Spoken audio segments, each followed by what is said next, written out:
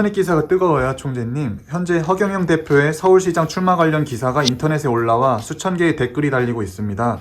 그중 많은 이들의 공감을 받은 댓글로는 예전 대선 때는 헛소리라 생각된 공약이 이제는 진지하게 들린다. 허경영, 예전엔 터무니없다 생각했는데 지금 와서 보니 일리가 있다. 출산 정책 앞섰고 재산세 정책도 실현 가능성 있어 보인다. 문재인보다 잘할 것 같다 등의 반응이 있습니다. 댓글의 말대로 허경영 총재님께서는 과거 대선에서부터 출산하면 현금을 지급하겠다는 파격적인 출산 정책을 내놓으셨잖아요. 그 당시 황당 공약이라 치부하던 것이 지금에 와서 적용되고 있는 현실로 보이는데 총재님의 출산 정책에 관련해서 한 말씀 부탁드리겠습니다. 출산 정책도 30년 전에 내가 내놓은 정책이잖아. 네. 근데 그때도 미래를 내다보고 한 거예요. 뭐 시골 초등학교가 다 없어지고 도시 초등학교가 10분 진로 줄어들었어. 네. 이거는 젊은 애들이 안 낳는다는 거예요. 애기가 없다는 거예요. 네. 그래서 지금 1년에 우리가 33만 명 결혼하고 30만 명이 아이를 낳던 게 0.9% 출산율이었는데 네. 지금은 25만 명이 결혼하고 20만 명이 애를 낳으니까 0.7%가 되어버렸어. 출산율. 네. 그럼 출산율 0.7% 세계에서 가장 낮은 출산율을 기록하고 있어. 네. 그럼 이게 뭐예요? 미국이나 유럽보다 출산율이 0.3% 이하 떨어졌다고. 네. 0.7%니까 세계에서 제일 낮거든. 와. 그럼 이걸 내다보고 내가 국민 배당금을 주자, 결혼하면 1억을 주자, 출산하면 5천만 원 주자 이런 말을 했거든. 네. 그 당시에 이게 황당해 보이지. 네. 근데 그게 대안이야. 인구 경제를 움직이는 젊은 인구가 지속적으로 태어나야 돼. 그렇죠. 근데 이건 노인들만 적재돼 있고 젊은 인구는 안 태어나는 거예요. 네. 세 사람이 결혼해야 애 하나를 낳아요. 아. 이거 0.7%라는 거 이게 말도 못하는 시대에 들어왔어요. 정부는 이러한 문제를 막아보겠다고 2006년부터 260조를 넘는 돈을 이제 저출산 대책으로 260조를 썼지만 1년에 원래 20조를 쓰는데 예. 차라리 출산 20만 명 하는데 한 사람당 1억씩 돌아가는 돈이에요. 근데 그 사람들한테 1억 준다 그러면 애 낳을 사람 천지야. 그렇죠. 네. 내 말대로 5천만 원씩만 줘도 그 돈이 되잖아. 예. 근데 이 사람들이 그 돈 어디다 써? 20조를. 5천만 원씩만 줘도 10조면 되는데 네. 아니 그럼 그 사람들은 그 20조를 매년 어디다 쓰냐고. 맨 출산 정책을 한다는데 쓰는 게 아니라 연구하는 데 써. 그 출산이 늘어나나? 260조란 돈이 들어갔음에도 계속해서 출산율은 져줘야죠. 예. 그러니까 출산 예산을 많이 쓰면 쓸수록 출산율은 내려가. 이런 기현상이 왜 와? 정책과 실제 돈을 지급하는 건 차이가 있어요. 그래서 출산율을 늘리는 길은 애를 낳았을 때 얼마 주는 거. 네. 이거 대단히 중요한 거예요. 그래서 내가 5천만 원, 애 하나 낳으면 5천만 원 준다. 네. 낳을 사람 많아. 사생활을 낳아도 아버지가 없는 애를 낳아도 5천만 원 줘. 무슨 출산 정책을 출산에서만 찾으면 안 돼. 결혼 정책을 성공해야 출산 정책이 성공하거든. 결혼하는 사람들 1억씩 준다. 이 굉장히 출산 정책에 기여하는 거예요. 그러면 출산 정책만으로 성공할 수 없어. 결혼을 안 하는 사람이 늘어나는데. 네. 총재님께서 이렇게 저출산 시대도 앞서 내다보시고 출산 수당을 지급하겠다는 공약을 내놓으셨으면서 또 상속세 폐지를 주장하셨잖아요. 그럼. 현재 이제 국내에 살고 있는 부자들 또한 상속세를 피하기 위해 미국이나 캐나다, 호주로 이민을 많이 간다고 합니다. 그럼. 예. 우리가 알게 모르게 이민 가는 돈 가지고 이민 가는 사람도 많아. 우리는 없는 사람들은 부자는 부자답게 살게 해줄 때 없는 사람들이 직장을 많이 구할 수가 있어. 부자를 모멸하고 부자를 없애버리겠다. 네. 그럼 나라 망하는 거예요. 없는 사람들이 더 피해를 봐. 그러니까 부자는 부자로서 계속 유지하게끔 네. 기업을 유지하게끔 해줘야 돼. 그래서 상속세를 받는 것은 자기가 논에 뿌리려고 벽실을 모아놨다가 그 벽실을 밥에 먹어버리는 거하고 비슷해. 다음에 모종을 만들어서 벽실을 논에 뿌려야 되잖아. 네. 그런데 그 벽실을 모종할 벽실을 삶아 먹어버리는 것과 같단 말이야. 아니 기업체에서 상속세를 싹 받아버리면 삼성그룹이 외국 사람께 돼버려. 11조를 받으려면. 그러면 우리는 기업의 텃밭을 다 팔아먹어버려. 아니 농부가 다음에 농사 지려면 벽지를 남겨놔야 돼, 안 남겨놔야 돼. 네. 그것까지 밥을 해서 먹어버리자는 소리야. 네. 이렇게 한심한 민족이 어디 있노? 한심한 정책이 어디 있고 부자라고 무조건 잡아버리면 벽지를 밥을 해먹는 것과 같아. 네. 부자들은 돈 버는 재주가 있어. 예. 돈을 버는 집단은 따로 있단 말이야. 네. 그 집단들이 잘 벌도록 여건을 만들어주는 것도 좋아요. 그리고 국제적인 수준의 세금을 걷어야지. 네. 부자를 그냥 믹사기다 넣어가 짜버리면 네.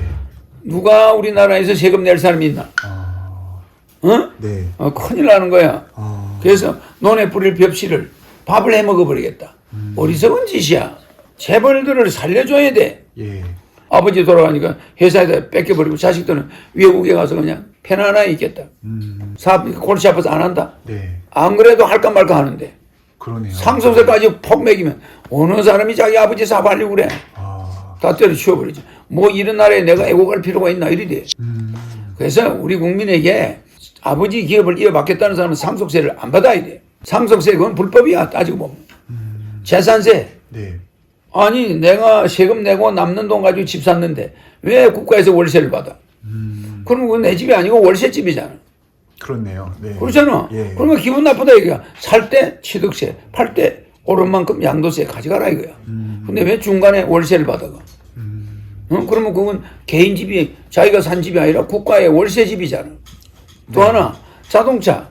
아니 우리가 샀을 때 세금 내, 팔 때 세금 내. 네. 근데 자동차 보유세를 받으면 자동차 국가에서 리스했나?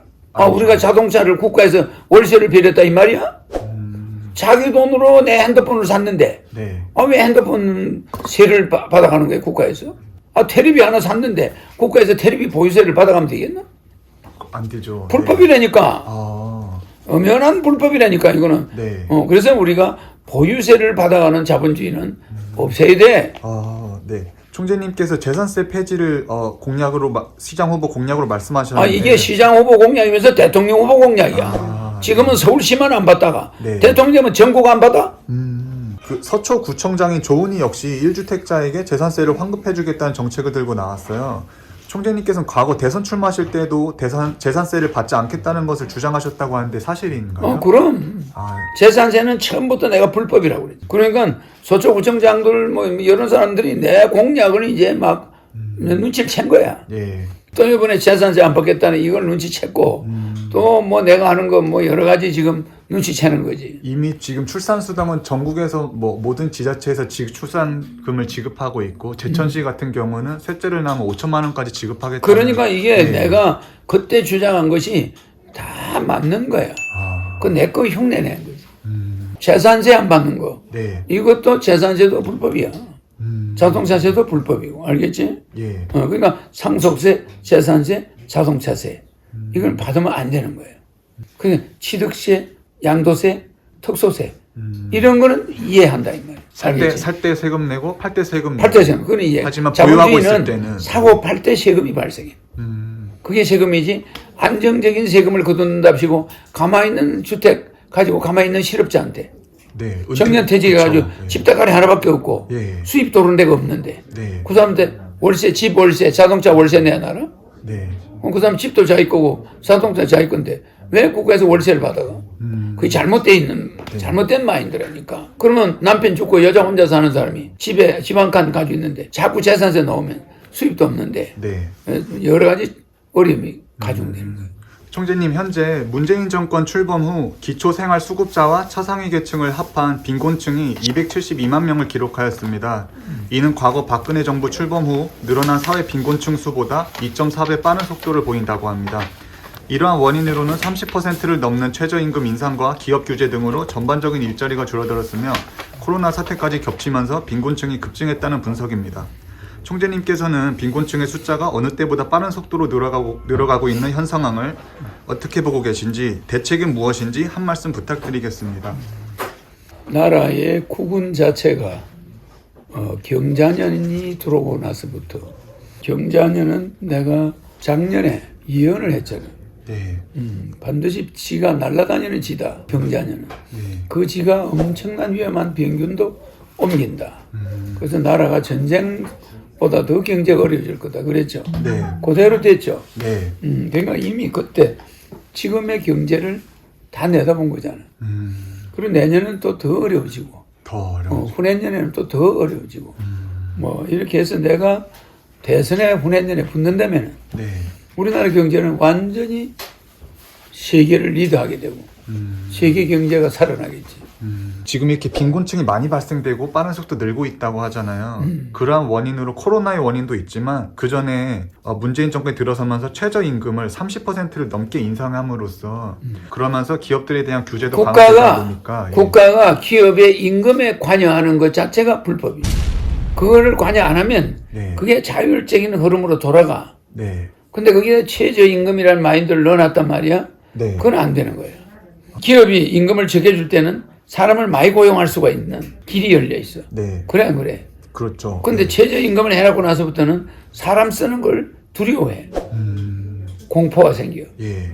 그래 안 그래. 예. 그 자율에 맡겨야 돼. 시장 원리에. 그럼 시장 원리에 맡기면은 네. 그게 기가 막히게 맞아 들어가는 거야. 기업이 인구를 고용자를 더 늘릴 수가 있단 말이야. 네, 뭐 편의점 하다못해 편의점이나 뭐 식당들도 아르바이트생들을 더 고용할 수도 있는 더 고용할 것이네요. 수도 있고. 그런데 그런 제도를 막아버린 거예요. 최저임금을 가지고 네. 따지니까. 30%를 인상한 것을 너무 급격하게 올린 거죠. 올려가지고 사람 고용자 숫자를 통제해버린 거죠. 고용자들은 바본 거 아니잖아. 예. 임금 올라간 만큼 7억 원을 줄이면 돼. 바보가 아니야. 그렇네요. 그러니까 하나는 알고 둘은 모르는 거야. 예. 그러니까 정부의 취지도 알겠어요. 없는 자들의 임금을 최저를 보장해줘야 된다. 이게 너무 그거는 낮으니까 올려야 된다. 정책이 마치 포퓰리즘이야. 좋은 것 같은데 네. 자본주의 시장을 교란하는 선례를 남기는 거지. 사람들은 그래서 그 머리가 지능이 낮은 사람들은 그런 실수를 해요. 통제가 법이 우선이 문제가 아니야. 네. 법이 문제가 아니에요. 국가는 임금 문제를 법으로 통제하려고 하잖아. 네. 그럼 우리나라는 법으로 움직이려면 안 되는 나라예요. 뭘 해야 돼요? 법으로 안 되면 미풍양속, 예의범절. 우리는 인적 관계로 돼 있잖아. 네. 그러니까 미풍양속이라 예의범절. 그러니까 우리 민족의 상도위가 있다고. 네. 상도위에 맡겨놔야 돼. 그걸 법으로 못 걸 때 부작용이 생기는 거예요. 서로의 조카를 무료로 쓸 수도 있어. 뭐 친구 아들이 노니까 그냥 와서 좀 해달라 뭐 할 수도 있는데 이 예의범절을 갖다가 법으로 통제해버린 거예요. 뭐 연애를 언제까지 결혼 안 하면 안 된다 이래나 봐. 부작용이 생긴다. 결혼을 하고 안 하고는 그 사람 의사에 맡겨놨잖아요 지금. 예. 이렇게 맡겨놨는데 이걸 법으로 몇 살까지 결혼 안 하면 안 된다. 이 법을 만들 수가 있어요. 네. 그래라면 이게 사회가 삭막해져 갈수록. 그런 걸 조심해야 돼. 그래서 법을 상당히 줄여버려야 돼. 규제가. 지금 나는 대통령이 되면 법을 줄여. 네. 미풍양속에다 막혀버려. 현 정부는 오히려 좀 개입이 과하다고 생각되는 것이 뭐 이렇게 최저임금을 올려야 법 만능으로 된다던가. 간다니까. 법 네. 만능. 이 법 만능은 이 좌파들의 실수예요. 뭐 공공기관에 뭐 이동직들을 줄이고 정규직을 올려야 된다 뭐 이런 식으로 선뜻 보기엔 좋은 공약이지만 좋은 공약 같은데 근로자들에게 어마어마한 피해가 와버려. 오히려 전 비정규직이 피해를 봐버려. 네. 나는 비정규직을 90%까지 늘려야 된다는 사람이에요. 70% 이상. 네. 왜 이리 공무원만 빼고는. 그리고 공무원도 나머지는 비정규직으로 채우려고 하는 거예요. 수시로. 네. 구청에 가서 근무하다가 또 나올 수도 있고 이렇게. 그러니까 비정규직으로 많이 채우려고 그래요. 왜 그러냐.